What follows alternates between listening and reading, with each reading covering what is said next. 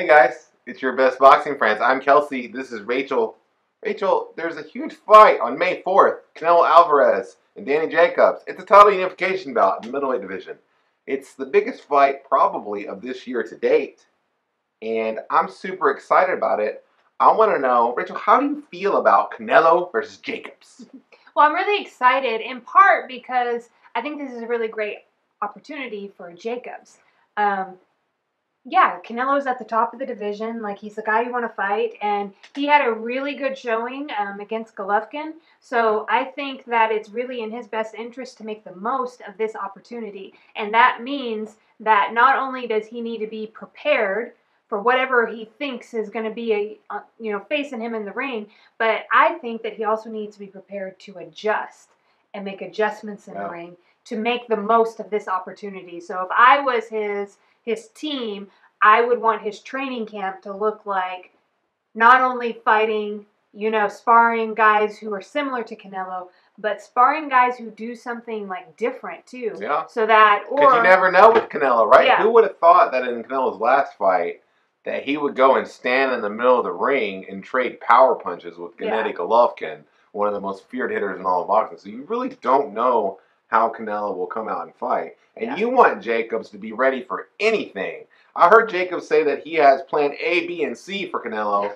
But that's great. I'm glad you have those plans, Danny. But you need to have the ultimate backup plan, which is just like, whatever happens, happens, and I'm going to adjust to that. Both mentally, but also in ring. And when you're in the ring, to be ready to adjust at the drop of a hat. Because this is a huge opportunity, like you said, for Danny Jacobs. One of the better stories in all of boxing, right? Coming back from bone cancer. You mentioned his excellent work against Gennady Golovkin and that loss. Some people thought Danny Jacobs deserved that win even. He fought that well. And talking about that, let's talk about how Danny Jacobs not only, like, if he wants to beat Canelo, he has to beat him, what's the word I'm looking for? He's got to really, to beat Canelo Alvarez, who is not just on the top of the mold, he's on top of the sport of boxing. He's at the very top of that pyramid. And so in order to beat a guy like that in boxing who has all the money and has all the fame, it's not fair necessarily, but it's just part of the sport.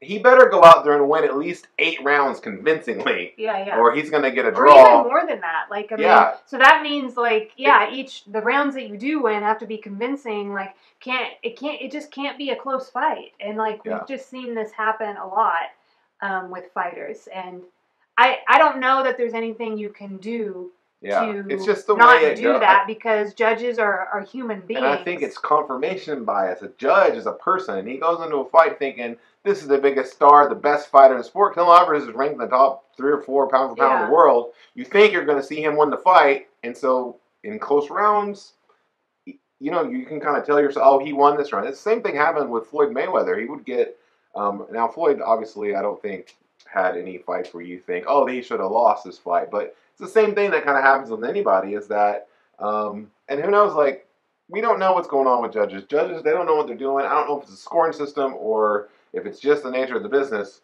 But you're right in that he's got to win, though, the fight convincingly to win the decision. And it would probably just be better if you went ahead and knocked him out. Well, yeah, if you want to win, assuredly, take the fight out of the judge's hands. And Danny Jacobs, if you look at him, he's physically imposing guy. He's a really large middleweight. And so I think this is a dangerous fight for Canelo Alvarez. I'm excited for Jacobs to have the opportunity to dethrone the best and biggest name in the business of boxing. And here it is. On DAZN, Saturday, May 4th. Real Talk with Kelsey and Rachel will be there. In spirit, we'll be at home watching on DAZN. We'll be on DAZN. We'll be watching on DAZN the big fight. And, I'm just so grateful that you guys hang out with us and talk about boxing. I love boxing. Do you love boxing, Rachel? Yeah. We love boxing, and we love you, and thank you for watching our show.